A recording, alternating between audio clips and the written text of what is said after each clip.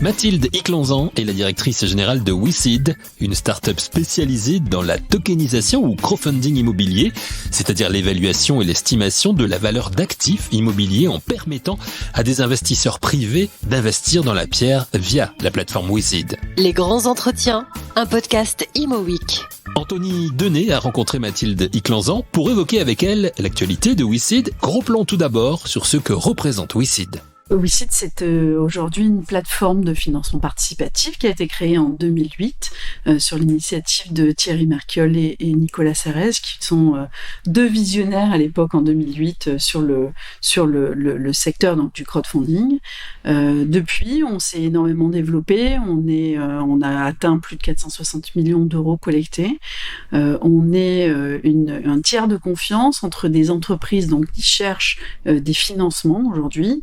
Des PME, des startups, des sociétés de projets, des promoteurs immobiliers, des marchands de biens qui viennent lever des fonds sur la plateforme.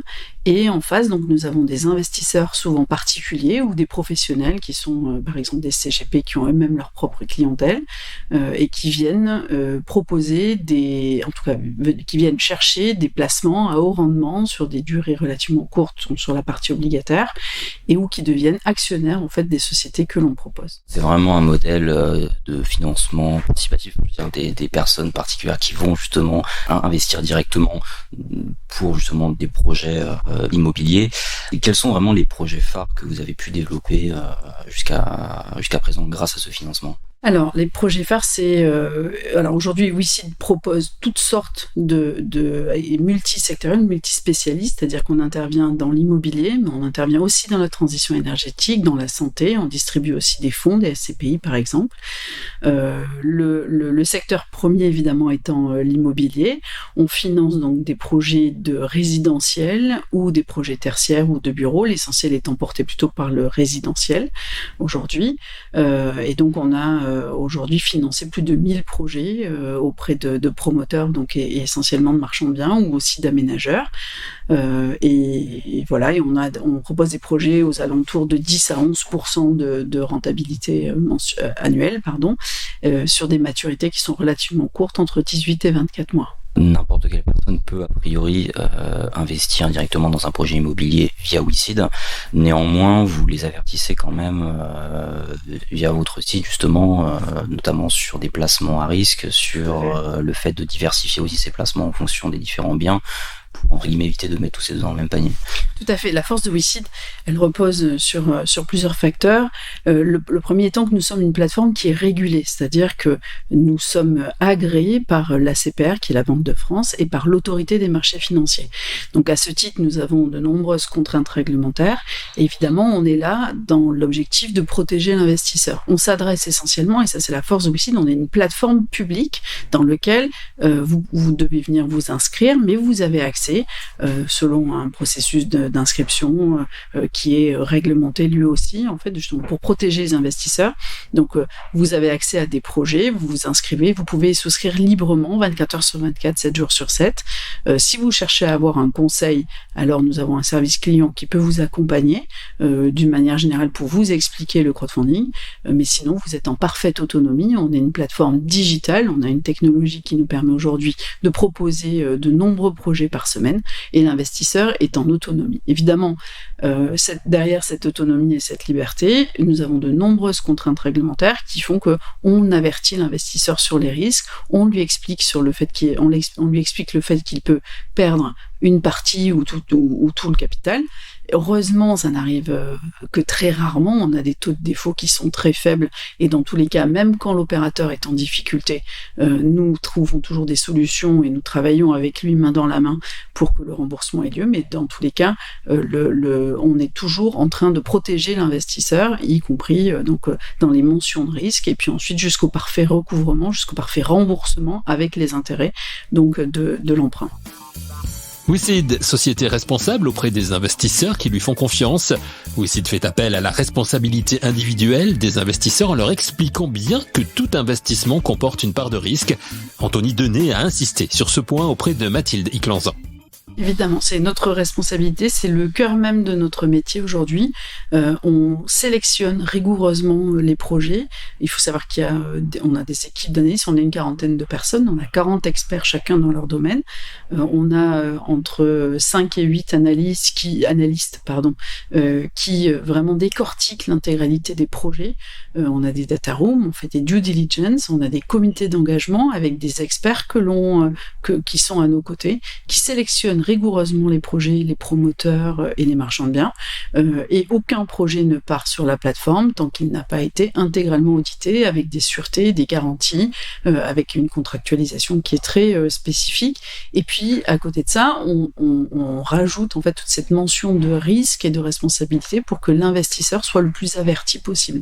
C'est notre métier et la gestion du risque est partie intégrante de notre métier aujourd'hui. Je crois savoir qu'il y a une actualité assez importante actuellement pour WeSeed, enfin du moins depuis plusieurs semaines.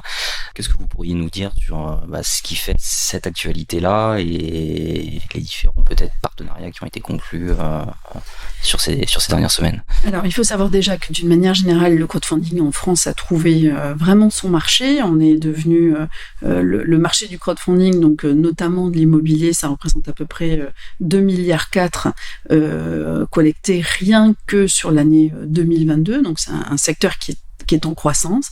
Les besoins sont très élevés de financement malgré le contexte de crise actuelle. Donc on est en plein développement. WeSeed a fait des très belles années de croissance tout en étant toujours très sélectif donc sur les projets qui sont proposés à nos investisseurs. Mais en effet, l'actualité majeure est donc le monde de la finance est en train d'évoluer. Le sens de l'histoire fait qu'on est obligé de réfléchir à toutes ces nouvelles technologies qui arrivent, notamment les technologies blockchain, de tokenisation des actifs, de création d'un marché secondaire. On a aujourd'hui le crowdfunding et gère des classes d'actifs non cotés. Et c'est vrai que l'enjeu de demain pour pouvoir de plus en plus convertir en fait des investisseurs va être de leur proposer de la liquidité. La problématique aujourd'hui du marché de l'immobilier, du marché de la dette, alors qui n'est pas il n'y a pas tellement cette problématique sur les actions, sur le private equity, c'est la problématique de la liquidité, de permettre à nos investisseurs à un moment, en faisant des arbitrages, en fait, de pouvoir récupérer leurs fonds à tout moment. Et donc c'est cette agilité pour aller vers ces nouvelles technologies que sont la blockchain, qui va nous permettre, parce qu'on est une entreprise qui est relativement jeune, qui s'inscrit dans une dynamique, dans une volonté de créer des nouveaux marchés, des nouveaux secteurs, de répondre à la demande et être au plus près du besoin de l'investisseur, de créer ce marché secondaire.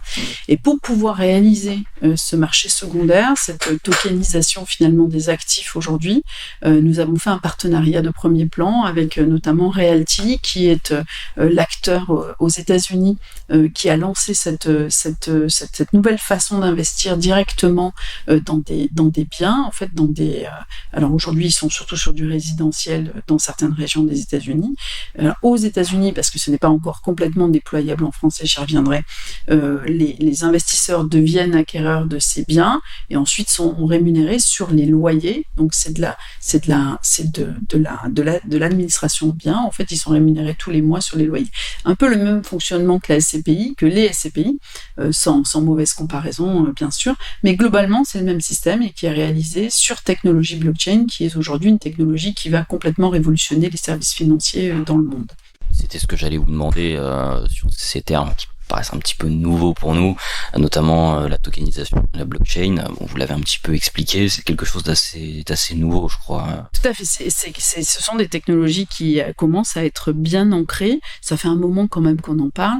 Aujourd'hui, c'est réservé à un monde un petit peu d'initiés, mais force est de constater que quand même de plus en plus de monde s'intéresse à ces nouvelles technologies, la technologie du Web 3, la finance décentralisée. Donc, il y a beaucoup de choses qui ont été réalisées aujourd'hui dans le monde. Tout n'est pas aujourd'hui déployable en Europe, mais on a une chance immense, c'est d'avoir un régulateur qui est l'ESMA, représenté ensuite par l'AMF, et la CPR surtout, de pouvoir travailler main dans la main avec le régulateur européen pour aller vers ces technologies tout en étant dans un souci de stabilité financière, d'intégrité des marchés et de maintenir surtout la protection des investisseurs. Donc la volonté de WeSeed aujourd'hui, alliée avec Realty et certainement d'autres acteurs qui vont nous rejoindre d'ici quelques semaines et quelques mois, c'est d'explorer ces nouvelles technologies, de le faire en transparence, de le faire dans la protection, en maintenant en fait un haut niveau d'exigence pour protéger l'investisseur, tout en explorant toutes ces nouvelles facilités. Et vraiment, je suis persuadée qu'on est au début d'une nouvelle ère sur les services financiers qui vont être complètement chamboulés.